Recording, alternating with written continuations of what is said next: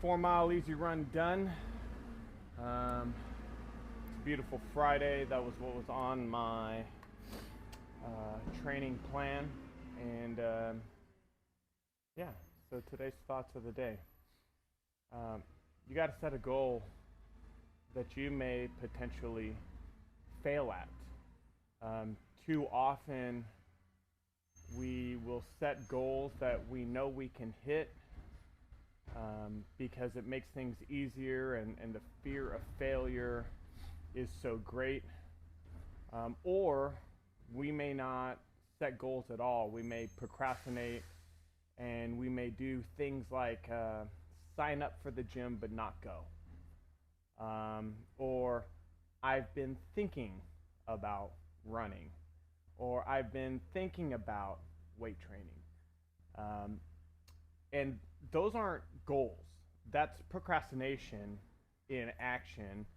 And in many cases, it's procrastination being confused with action. So instead, you got to go out and you got to set a goal, and you have to allow yourself to potentially fail here and there. Failure's not the end. Failure is part of the process. Failure's in the middle, right?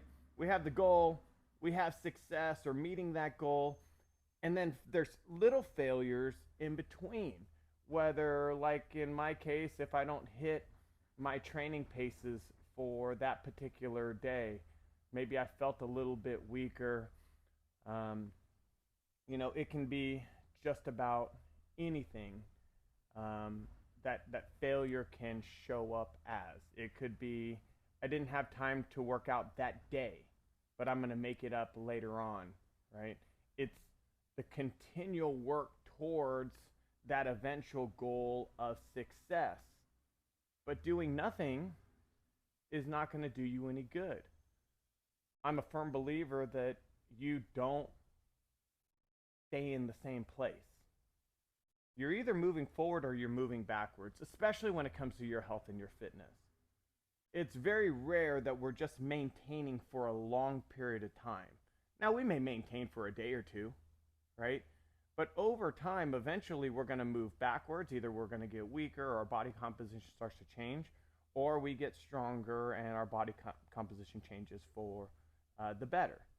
There's no the thought that we're just staying in this linear space is incorrect, because the years are passing. We are getting older, and despite what anybody may believe, it does get a little bit harder the older we get.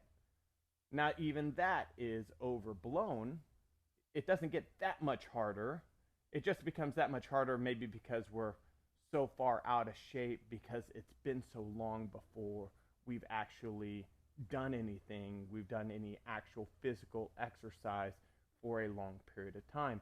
But our bodies are rather adaptable if we allow them to, if we don't make up little excuses here and there as to why we're not able to go work out, or why we can't carve out some time in our day to make health and fitness a priority for us.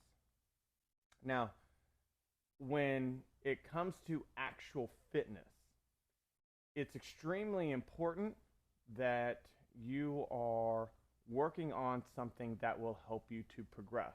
So, what do I mean by that? Running's great if you are looking to improve over a period of time. Our bodies are really good at adapting to the stress or the stimulus that we provide it. And it can get really good, and it can conserve a lot of energy if we do the same thing over and over again.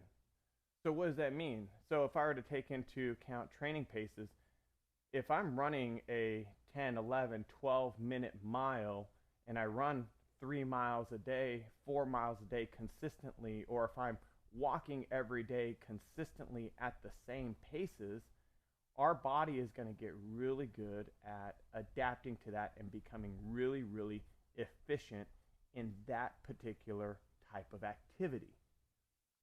We have to progress ourselves. That means that we have to at some point start running faster.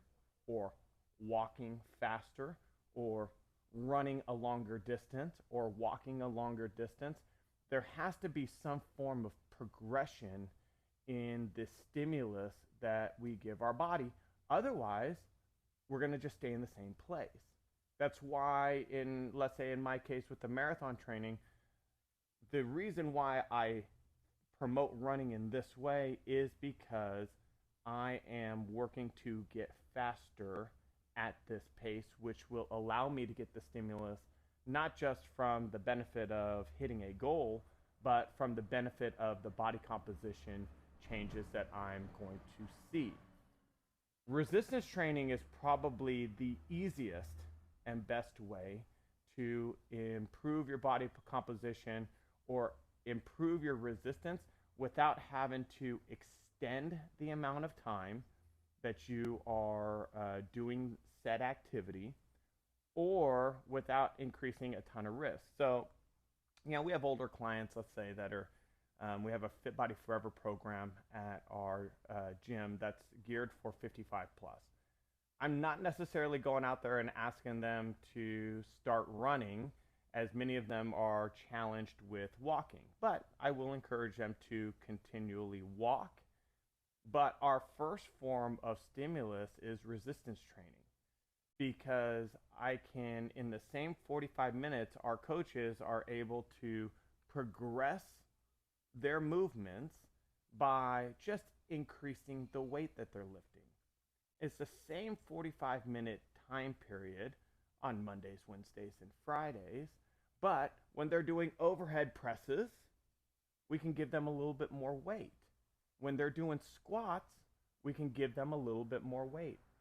And by doing that, they will get a new stimulus that will require their body to adapt without them having to spend an hour in the gym or an hour and 15. So, number one, be sure to set a goal that's going to challenge you, where failure may be a possibility. But understanding that failure is part of the process, it's not the end of the process. We don't fail and quit. We fail and then make adjustments and then keep working towards that eventual goal. Number two, pick something that is going to allow you to progress in the stimulus that you're providing your body. If your goal is to get healthier, you have to continue to challenge yourself.